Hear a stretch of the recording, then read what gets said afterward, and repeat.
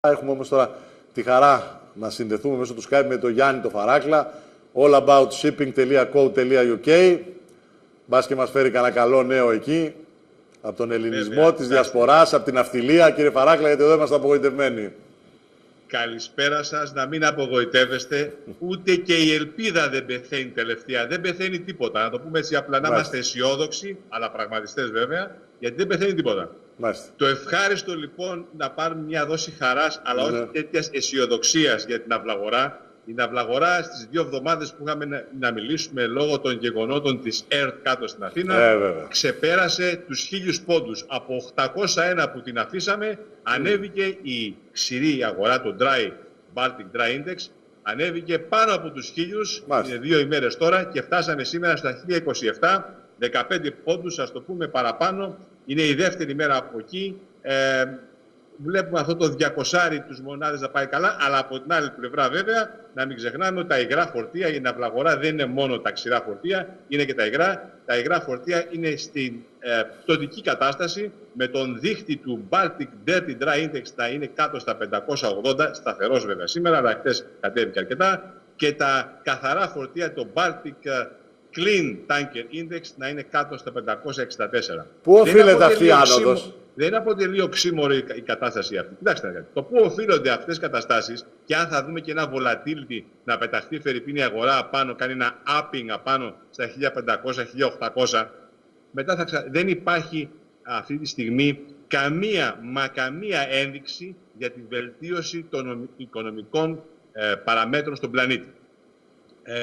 Εγώ όμως θα προχωρήσω στην αισιοδοξία. Γι' αυτό σας ρώτησα. Είδαμε ότι ο Χρυσός υποχώρησε, μετοχές κάτω, ομόλογα κάτω μετά τις δηλώσεις Μπερνάκε. Βέβαια αυτά γίνανε τις τελευταίες μέρες. Τι δείχνει αυτή η άνοδος στην ναυτιλία? Αυτό λίγο να μας αναλύσετε. Κοιτάξτε, η άνοδος στην ναυτιλία είναι μια σταγόνα εν το ωκεανό, να το πούμε έτσι και στην ναυτιλιακή γλώσσα. Εντάξει? Γιατί όταν βλέπετε σήμερα βαπόρια, τα οποία έχω αυτή τη στιγμή, γιατί μου αρέσει να μιλάω με το τώρα. Το τώρα σημαίνει κάτι χωρίς διάρκεια, να το ξεκαθαρίσουμε και να μην λέμε μπαγιάτικες ειδήσεις στους τηλεθεατάς της ναυτιλίας.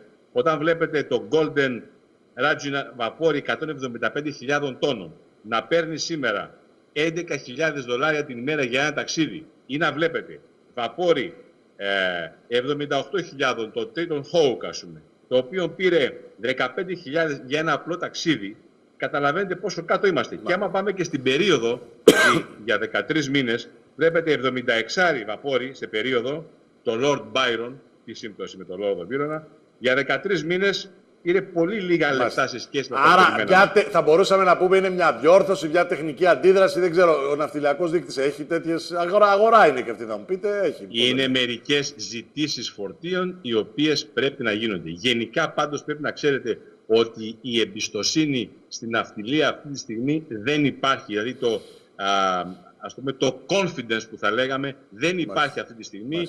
Ηχούν στα αυτιά μου και στα μάτια μου που διάβαζα πριν από λίγα ώρες, ας πούμε, τις δηλώσεις του Προέδρου του Greek Shipping Cooperation Committee, του Committee στο Λονδίνο. Ένα τα σημεία τα οποία λέει είναι ότι εδώ χρεοκοπούν τράπεζες, χρεοκοπούν ναυλωτές, χρεοκοπούν πλειοκτήτες, χρεοκοπούν κράτη. Αυτό έρχεται. Δεν υπάρχει αυτή τη στιγμή κάποιο confidence. Τα δικά μας τα κατορθώματα εδώ, κύριε Φαράκλα, ΕΡΤ, Δημάρ και όλο αυτό το... Να μην το χαρακτηρίσω καλύτερα. Κοιτάξτε, ακούστε κάτι. Εγώ προσωπικά θα πω το εξής. Βεβαίως χρειαζόμαστε αναδιάρθρωση στην Ελλάδα σε όλους τους τομείς. Ο τρόπος όμως που γίνεται αυτός είναι επίοικος απαράδεκτος για τον Πρωθυπουργό. Είναι κρίμα, τουλάχιστον ο κύριος Σιμίτης, όταν έφτιαξε τη Νέα Ολυμπιακή, έκανε την εξαπάτηση αυτή πιο σωστά, αν θέλετε. Δεν ζητάμε τον κύριο Σαμαράς να μας εξαπατήσει, αλλά δεν είναι τρόπος αυτός να παντάς ένα κουπί και να κλείνει. Αυτά είναι απαράδεκτα. Έγινε το κύριο θέμα η υποστήριξη που δέχτηκε αυτή τη στιγμή η Ελλάδα μέσα από εσάς, από μένα και από όλους, στο θέμα του τύπου, μιλάμε για τη δημοσιογραφία και mass media, ήταν τρομακτική όταν για πρώτη φορά αναρτήθηκε η εξίσωση ότι η ΕΡΤ ίσον the Greek BBC. Καταλαβαίνετε. Και βεβαίως και εμείς που, όπως θα διαβάσετε, το θίξαμε το θέμα αυτό στο site μέσα, τονίσαμε ένα σημαντικό πράγμα. Ότι τα αρχεία τα οποία είχε η ΕΡΤ και πολλοί εκμεταλλεύονται και δεν επιστρέφουν πίσω από μπομπίνες μέχρι να μην πω τι άλλο, είναι απαράδεκτο. Θα πρέπει λοιπόν. Απ' την άλλη όμως λέγανε, κύριε Φαράγκλα, λέγανε απ' την άλλη ότι δεν αλλάζει και τίποτα. Δηλαδή κάθε φορά που αρχίζαμε να συζητάμε στα λόγια, επανίδρυση του κράτους, έλεγε ο Καραμανλής, μεταρρυθμίσεις, το ένα τ' άλλο. Λοιπόν, ο Μελέτα χωρίς να σπάσει τα αυγά, είπαμε δεν γίνεται. Λοιπόν, κάθε φορά λοιπόν κουβέντα στην κουβέντα και λέγαμε και ο Σαμαράς τα ίδια είναι και συμβιβάζεται και κοροϊδεύει και το κομματικό κράτος και η Νέα Δημοκρατία. Λοιπόν, όταν κάνει κάτι λέμε υπερβαίνει τα εσκαμμένα. Κάτι από τα δύο πρέπει να γίνει. Δηλαδή, ή θα πάμε λαού-λαού, αλλά θα την κάνουμε τη δουλειά, γιατί ούτε αυτό γινόταν. Ή από εκεί πέρα κόβει το γόρδιο δεσμό και λε: για πυρημιχθεί το. Που έχει ρίσκο αυτό και συμφωνώ μαζί σα και μα εκθέτει κτλ. Αλλά αφού δεν υπάρχει λύση, τώρα ο κ. Κουβέλης, αφού κόντεψε να ρίξει την κυβέρνηση, βγαίνει στο τέλο και λέει: εγώ δεν είχα αντίρρηση, λέει, για απολύσεις. Αλλά να μαζευτούμε συντεταγμένα, διότι στρίβει δια του αραβώνος. Πόσα χρόνια, πόσες δεκαετίες κοροϊδεύουμε τους εαυτούς μας και όλο τον κόσμο και δεν αλλάζει τίποτα. Θα συμφωνήσω μαζί σας, διότι είπατε στην προηγούμενη εκπομπή πριν από 15 ημέρες ότι εδώ και 40 χρόνια περίπου μετά την μεταπολίτευση είμαστε μόνο θεωρία, λόγια και ιστορίες. Ναι. Και εγώ. Ντουντούκα, Πανόκι, γενιά του Πολυτεχνείου. Και το Βιετνάμ αυτά τα 40 χρόνια πήγε από τους Χμέρ, δεν ξέρω εγώ, από τις ζούγκλες, κάνει business με τους Έλληνες εφοπλιστές. Και η Κίνα είχε 65 δισεκατομμυριούχους στη Βουλή. Και η Ρωσία είναι η πρώτη business. Λοιπόν, εμείς στο 70 ακόμα. Με τη σωστή έννοια και ονομασία υπάρχει λόγος, θα το σκεφτείτε αργότερα, οι κόκκινοι Χμέρ, οι Χμέρ Ρούζ που τους λέγανε λόγω των απολυμάτων της γαλλικής αυτοκρατορίας εκεί, όπως είπα. Τώρα πάμε να μιλήσουμε λίγο στα σοβαρά μας θέματα που μας ενδιαφέρει, να πούμε για το επιτυχέστατο 5ο παγκόσμιο συνέδριο που έγινε, μεσογειακό συνέδριο της Βίστα Ελλάς, που έλαβε χώρα στην Ύδρα, στο κτίριο του ιστορικού αρχείου της Ύδρας, όπου οι γυναίκες μας, με ηγείτορα τη Ρέα τη Μητροπούλου, την πρόεδρο των Ελλήνων WISTA, είναι το Women's International Shipping and Trading Association, γιόρταζαν την 5η αυτή επέτειο για το WISTA Med και την 20η επέτειο από την ίδρυση της WISTA Ελλάς. Ας μην ξεχνάμε ότι οι παρανομαστές έχουν αλλάξει. Οι γυναίκες της ναυτιλίας προχωράνε μπροστά και οι 80 και αντιπρόσωποι όταν λέμε αντιπροσώπους, που αντιπρόσωπα 80 διαφορετικούς κλάδους της εμπορικής ναυτιλίας,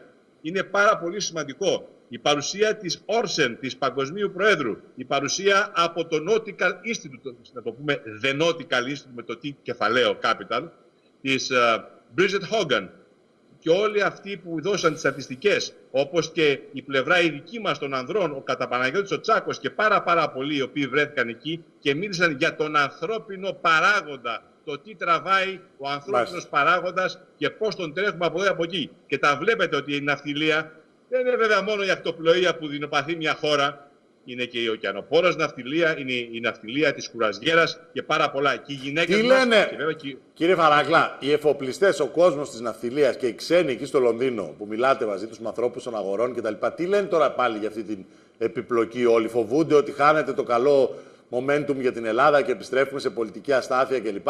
Πώς το εκλαμβάνουν τα γεγονότα, πώς τα ερμηνεύουν?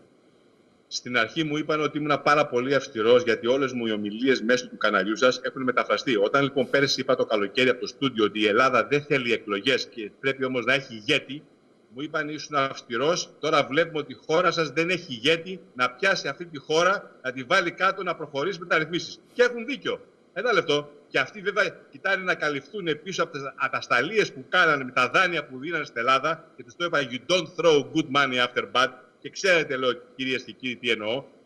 Πείτε τους, κύριε Φαράκλα, πείτε τους όχι ότι δεν έχουμε ηγέτη. Έχουμε 11 εκατομμύρια ηγέτες. Έχουμε 11 εκατομμύρια που θεωρούν ο καθένας ότι είναι καλύτερος από τον Σαμαρά, καλύτερος από τον Τσίπρα, καλύτερος από τον οποιοδήποτε, καλύτερος από τον Βενιζέλο. Ο Τσόρτσιλ έλεγε όταν υπάρχουν, λέει, 3 Έλληνες και οι Εβραίοι, είναι 2 πρωθυπουργοί και ένας αρχηγός της εξωματικής αντιπολίτευσης, έτσι. Λοιπόν, τα καταλαβαίνω, έτσι είναι όπως τα λέτε. Να πούμε και κάτι άλλο επίσης, ότι αυτές τις μέρες για τις αγορές, επειδή εκεί μας καίει, μίλησε μετά από πολλά χρόνια, είχα να τον ακούσω από κοντά, ο Πίτερ Στόουξ από τους Lazards, προσκεκλημένος του International Maritime Industries Forum για τις αγορές, και εκεί βέβαια ήταν debatable πάρα πολλά πράγματα που είπε. Είχα τον ακούσει από το 98, έτσι, διαζώσεις κτλ.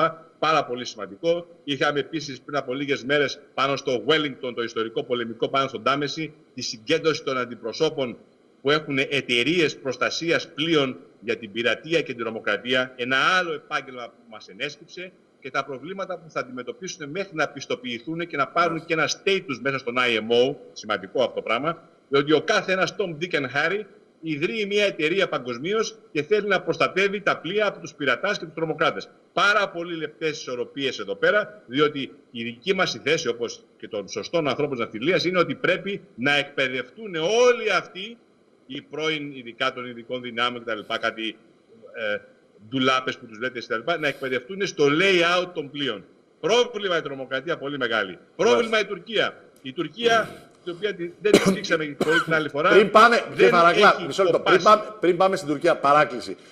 Δεν μου ολοκληρώσατε. Τι λένε λοιπόν οι κύκλοι αυτοί που σας ρώτησα για την κατάσταση στην Ελλάδα? Μου λέγατε, σας λέγανε ότι είστε πολύ αυστηρός, αλλά ότι θέλουμε ένα ηγέτη. Τώρα με αυτά τα τελευταία γεγονότα έχουν κάποια αντίδραση ή περιμένουν να δουν τι θα γίνει?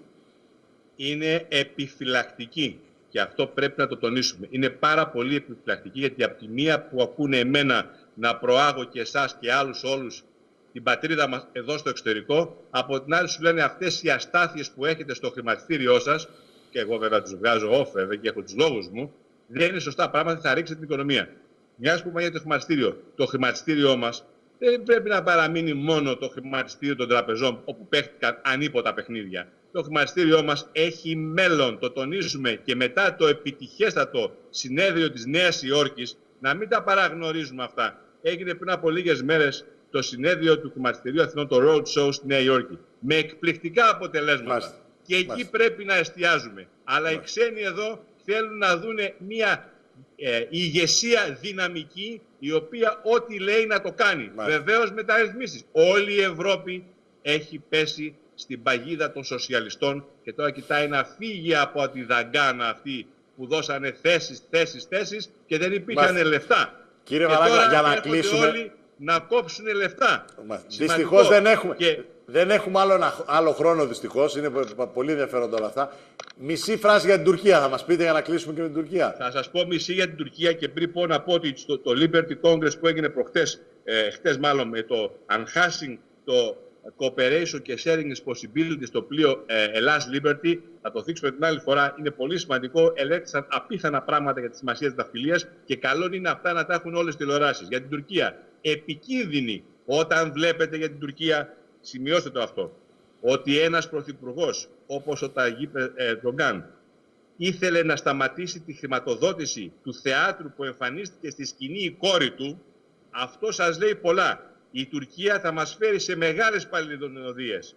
Είναι μια επικίνδυνη χώρα με έναν λαό ο οποίος βεβαίως έχει καταλάβει ότι πρέπει να συμφιλειωθεί με όλη την περιοχή. Οικονομικά εννοείται, από αυταρχισμό ή από οικονομία εννοείται τώρα? Και από τις δύο πλευρές, γιατί μην ξεχνάτε ότι όπως η Κίνα σήμερα είναι η μεγάλη λοκομοτίβα της παγκόσμιας κατασκευής από ειδήματα πλοία κτλ., έτσι είναι και η Τουρκία για την Ευρώπη. Όμως αυτό δημιουργεί αντιδράσεις τεράστιες. Καταλάβατε. Και πρέπει λοιπόν ο Τούρκος, που μεν ο Ερντογκάν τον έκανε μια μεσαία τάξη, πρέπει να προσέξει ότι κάποια στιγμή θα τελειώσει οριστικά και η όποια ειδική θέση θα έχει στην Ευρώπη, γιατί εγώ προσωπικά δεν βλέπω η Τουρκία να μπαίνει στην Ευρωπαϊκή Ένωση. Πολλά θέματα και με την Τουρκία. Και θέλει πάρα πολύ τη Συρία να προσέξουμε και εμείς να κοιτάξουμε, να φροντίσουμε να έχουμε πρώτα απ' όλα μια σωστή κυβέρνηση της αντιπολιτεύσεως, ιδιαίτερα της αξιωματικής, αυτά που λέει είναι. Δεν θέλω να εκφραστώ τι είναι αυτά όλα αυτά. Ναι, είπε ο κ. Τσίπρας θα προσλάβει κι άλλους, λέει στην ΕΡΤ. Τους το είπε προχθές. Ναι, εντάξει, η ελπίδα της χώρας είναι, ναι. Ναι, ας παίξει ο κύριος Τσίπρας θέατρο στη σκηνή του κόσμου. Αυτό περιμένουμε να δούμε. Να τον δούμε σε ένα open plan theater να παίζει τον Τσίπρα. Λοιπόν, ας σοβαρευτούμε λίγο, να δώσουμε ένα έβγε στους δημοσιογράφους που υποφέρουν, αλλά και σε αυτούς οι οποίοι δεν πρέπει να είναι στην ΕΡΤ ή οπουδήποτε αλλού και είναι παραπανίσχοι. Ας καταλάβουν ότι πρέπει να περικοπούν πάρα πολλά χατήρια και όλα αυτά. Από το Λονδίνο των 32 βαθμών Κελσίου Σας στέλνουμε ένα καλό μεγάλο Σαββατοκύριακο, μιας που έχετε και του Αγίου Πνεύματος, να σας φωτίσει ο Θεός, να έχετε ηγεσία και συνέχεια στην πατρίδα μας. Πιο σωστή κουβέντα είναι αυτή, να μας φωτίσει το Άγιο Πνεύμα, κύριε Φαράγκλα. Λοιπόν, σας ευχαριστούμε πάρα πολύ.